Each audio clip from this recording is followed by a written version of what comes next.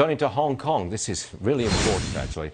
Pay attention because this is important stuff. In Hong Kong, all opposition lawmakers quit. That after China disqualified 4 pro-democracy members. China has stamped on democracy in Hong Kong. Here is Christian Whiton, former State Department official, who joins us now. Let's carry this forward, Christian. Now what does incoming President Joe Biden do about China? Well, that's everyone's question. I mean, all history indicates he'll probably go soft. During the administration in which he was vice president for 8 years, there really was not much action on human rights, democracy, governance issues, really anything much about pushing back on China. And Joe Biden he's been very critical of Donald Trump's tariffs on China, especially the Section 301 tariffs that have put 25% levies on about half of what we import from China. You might see some continued freedom of navigation operations, military presence things that are intended to deter China. But Biden is likely to really want to have the trappings of diplomacy, the appearance of good summit diplomacy with Xi Jinping, and that's going to come at a cost. Xi is not going to give that away for free.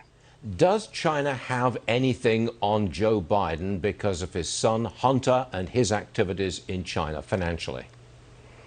Yeah, I think the answer has to be probably, because if there's nothing bad there, why the denials, why the false statements from Biden that no one thinks there's anything of concern here? Well, a lot of people do, especially a lot of people in Hong Kong and Taiwan who are concerned, and the United States, concerned about the Chinese Communist Party buying off American officials. You know, Hunter Biden went onto the mainland, including on trips with Vice President Biden, and eventually walked out of China with fairly little effort, with a great deal of money.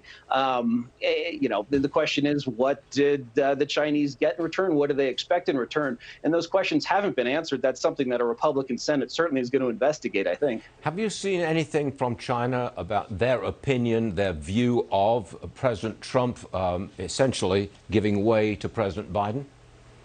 Nothing official yet, although I think you could argue that today's action is not a good sign. Xi Jinping has not joined the line of Western leaders calling former Vice President Biden to congratulate him on his apparent victory. But certainly if they thought someone who cared a lot about democracy, human rights, freedom of the Chinese people, security in the Western Pacific, et cetera, I don't think they would take this step. You know, this originated from Beijing. Beijing said that there's a new law that Hong Kong's chief executive can just throw people out of the legislature on a whim if they aren't being patriotic. That's a pretty big step in the sort of slow murder of democracy that's been taking place in Hong Kong.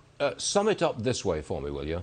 I want to tell our viewers that the Hong Kong situation of great relevance to them, even though it's on the other side of the earth. Why is the Hong Kong situation and China's brutal treatment of Hong Kong, why is that of relevance to our American viewers?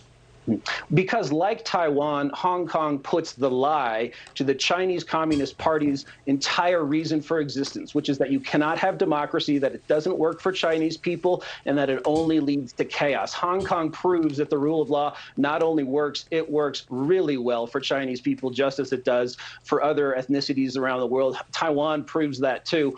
It was a seed of a germ of democracy, if you will, that many hoped would spread to the mainland. They're doing the opposite. They're killing it off because it's a very inconvenient element of proof that you just don't need tyranny in China.